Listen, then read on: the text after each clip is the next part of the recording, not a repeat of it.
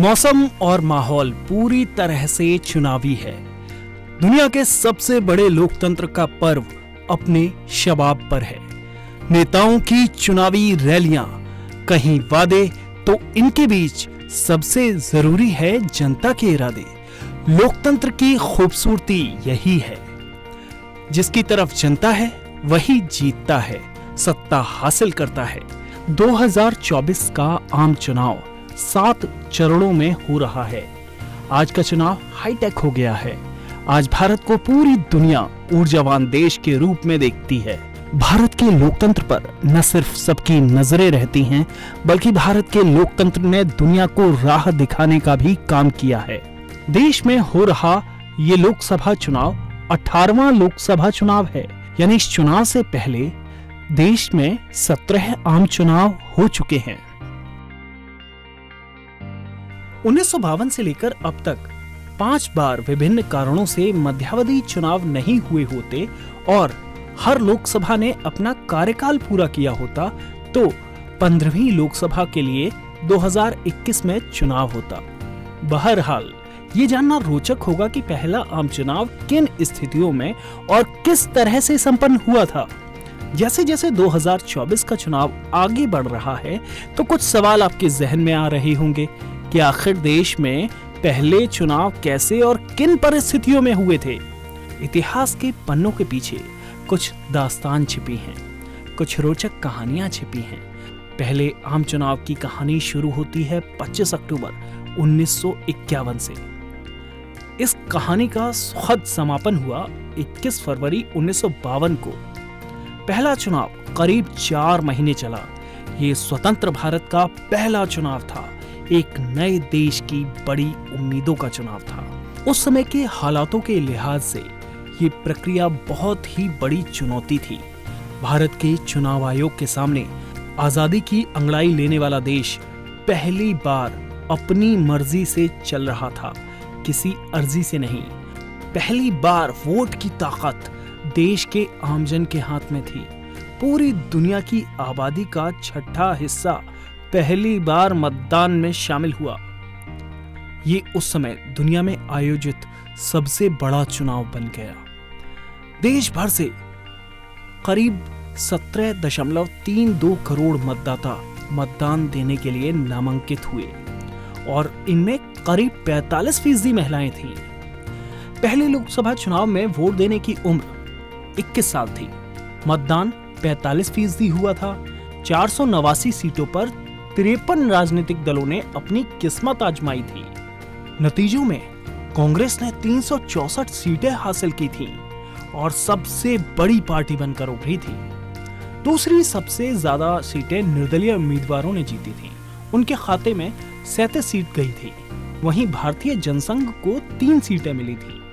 जवाहरलाल नेहरू को प्रधानमंत्री और सदन का नेता चुना गया। उस समय सदन में औपचारिक तौर पर कोई भी सदन का नेता नहीं था। इस पद को साल 1969 में मान्यता मिली थी। लोकसभा के पहले अध्यक्ष गणेश वासुदेव मावलंकर थे।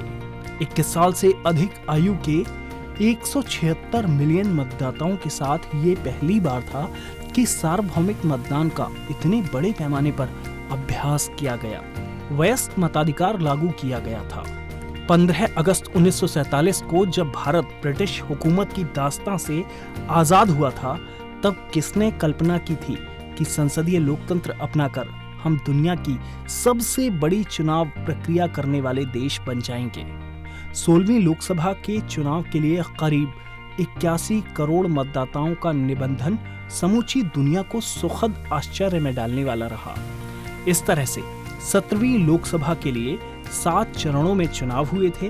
तब 91 करोड़ से ज्यादा मतदाता थे और इनमें से 60 करोड़ से ज्यादा वोटर्स ने वोट डाले थे। तब देश में 67.4% वोटिंग हुई थी। इस बार आम चुनाव में करीब 97 करोड़ मतदाता हैं। लगभग हर आम चुनाव के समय हम सबसे बड़े मतदाता समूह और चुनावी ढांचे वाले देश के रूप में चिन्हित किए जाते हैं। वास्तव में आजादी के बाद हमारा पहला आम चुनाव इसी रोमांचकता के सामूहिक मनोविज्ञान में संपन्न हुआ था। पहले आम चुनाव में लोकसभा की 497 और राज्य विधानसभाओं की 3283 सीटों के लिए भारत के 17,32,12,343 मतदाताओं का पंजीयन हुआ था। इनमें से 10,59,00,000 लोगों ने, जिनमें करीब 85% निरक्षर थे, अपने जनप्रतिनिधियों का चुनाव करके पूरे विश्व को आश्चर्य में डाल दिया था। आजाद भारत का पहला वोट हिमाचल प्रदेश में पड़ा था। 25 अक्टूबर 1951 को जैसे ही पहला वोट हिमाचल प्रदेश की चिनी तहसील में पड़ा, नए युग की शुरुआत हुई। पहले चुनाव में कांग्रेस सबसे बड़ी पार्टी बनी थी। उस वक्त एक निर्वाचन क्षेत्र में एक से अधिक सीटें भी हुआ करती थीं। लिहाजा 489 स्थानों के लिए 401 निर्वाचन क्षेत्रों में ही चुनाव हुआ। 1960 में इस व्यवस्था को समाप्त कर दिया गया।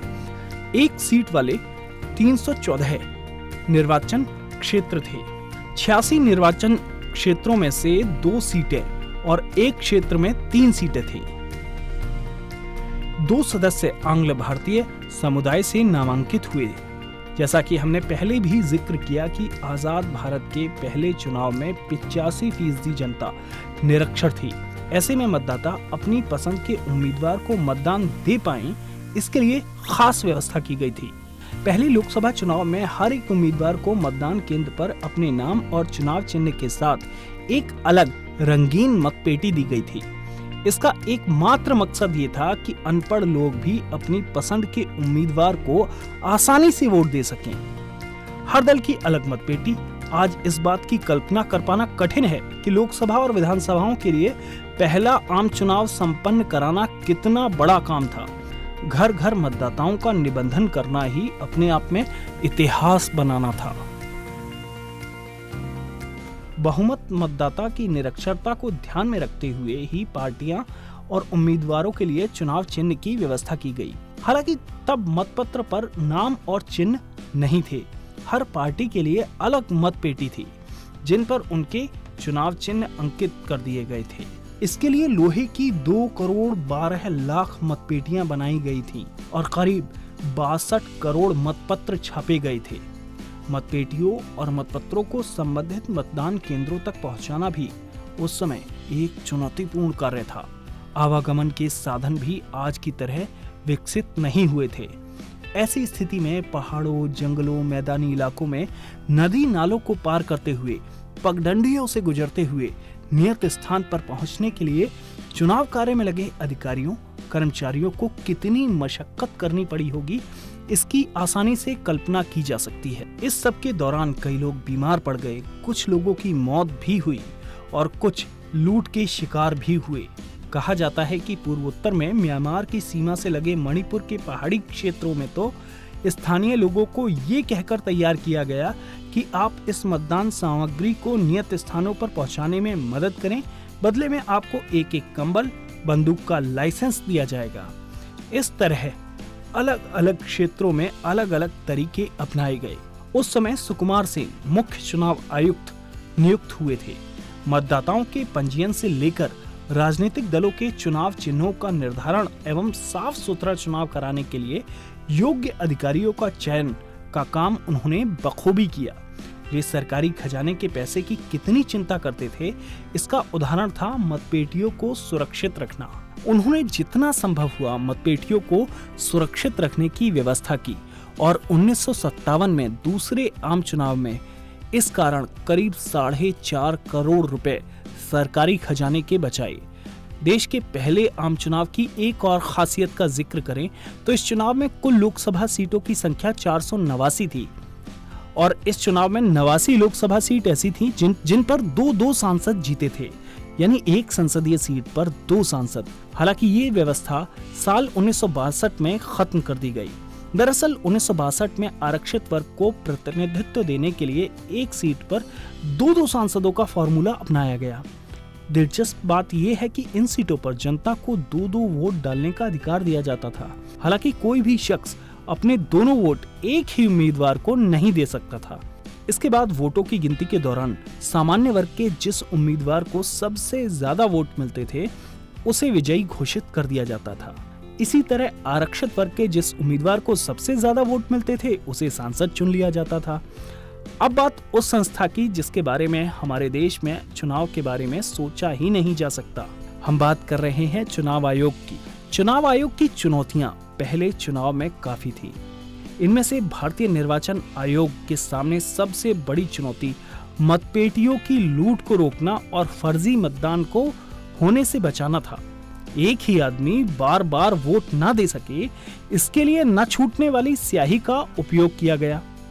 राष्ट्रीय भौतिक प्रयोगशाला की मदद से विकसित इस अमिट स्याही का उपयोग पहली बार 1962 के चुनावों में किया गया था और ये अभी भी वोटर्स के वोट डालने का प्रमाण बनी हुई है।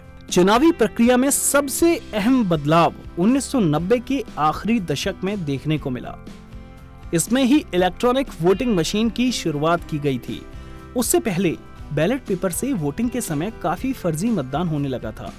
मतपेटियों की लूट से लेकर बूथ कैप्चरिंग के जरिए ठप्पा मार वोटिंग तक हर बार चुनावों में चुनावी प्रक्रिया पर सवाल खड़े करने वाली खबरें सामने आने लगी थीं। साल 2004 में पहली बार ईवीएम ने बैलेट पेपर की पूरी तरह से जगह ले ली। उसी साल लोकसभा और राज्य विधानसभा चुनावों में पूरी तरह ईवीएम मशीन के जरिए वोट डाले गए और लोगों ने अपने अपने उम्मीदवारों को चुना। कुल मिलाकर कहने का आशय ये है कि जिस तरह चुनावी ढांचे के जरिए संसदीय लोकतंत्र का जो लंबा सफर हमने अभी तक तय किया है, उसके लिए स्वाधीनता संग्राम के दौरान ही नहीं बल्कि स्वाधीनता के बाद भी लाखों लोगों ने इसमें अपना योगदान दिया है।